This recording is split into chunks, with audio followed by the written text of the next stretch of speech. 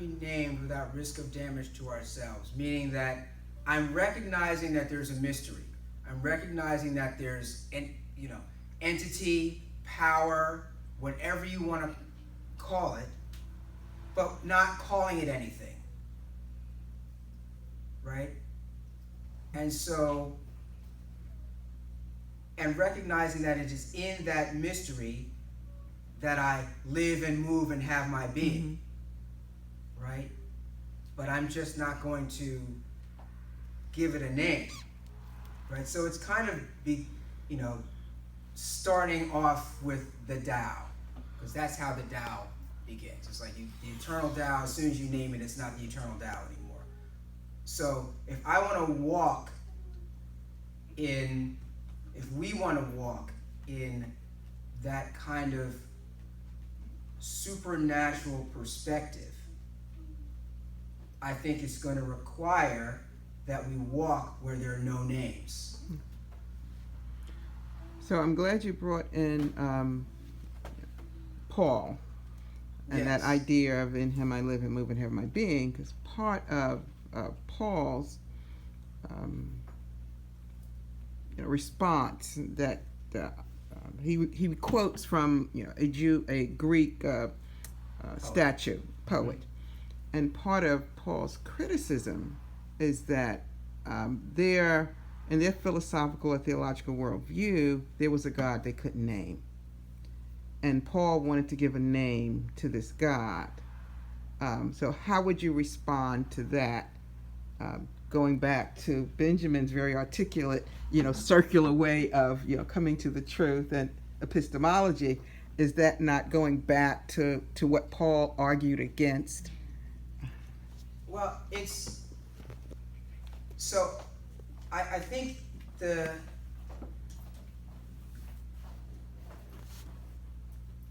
the problem, here's why I let's take language, right? And I have this framework which I call AIM. It's attention, imagination, movement. So I put my attention on something, it calls forth an imagination, right? Imagination just means, like, I say blue and you think of the color blue. That's all I mean, right? Nothing, right? Or I say run, you think of running and then you can run, right? But underneath that, underneath the language, is what could be termed a vibrational structure, because there is something pre-language. But you can't name it. But it's that thing that's happening before the language that's actually most important. Because you take any kind of word, right, and when you start to look at its definition, so take, for example, culture. Let's try and define culture here. We'll be here all day. Right? Yet you use the word like nothing, right? Or you talk about love. Or you talk about, I'm hungry. Okay? I'm hungry for what? How much should I eat? How much should I not eat? Can I wait? Can I not wait? Is it going to... you could go on forever to say, well, you're really not hungry because it's not, or you don't need to satisfy that need now because you won't die, right? And so my goal, my aim is not to go back to the claim of namelessness for namelessness' sake, but it's a claim of namelessness to recognize that which cannot be named as actually driving us, and to recognize that the name is misleading, right? So, for example, people will want religion to be inclusive, like which want to include everybody. But the minute you say Christ, okay, you've excluded everything that is not Christ. The minute you say Buddha, you've excluded everything that's not Buddha. The minute you say Muhammad, you've excluded everything that's not Muhammad. So why make the label that brings about the exclusion? Right? Why make the label that brings about an exclusion that's not actually helpful for you to be life affirming? Does that make sense?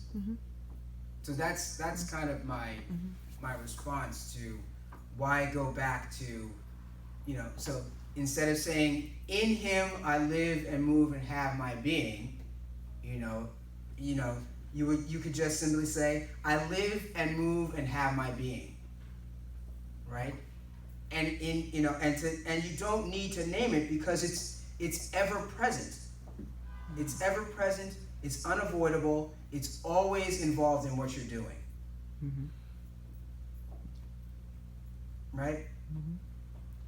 And it makes it, it avoids, the obvious problems of, people that have had, problems with their father, or problems with their mother, or problems with, people in general, right? And invites a kind of permanence, I think, to curiosity, wonder, and all that. It's embedded right in the statement. Thank you. Sure.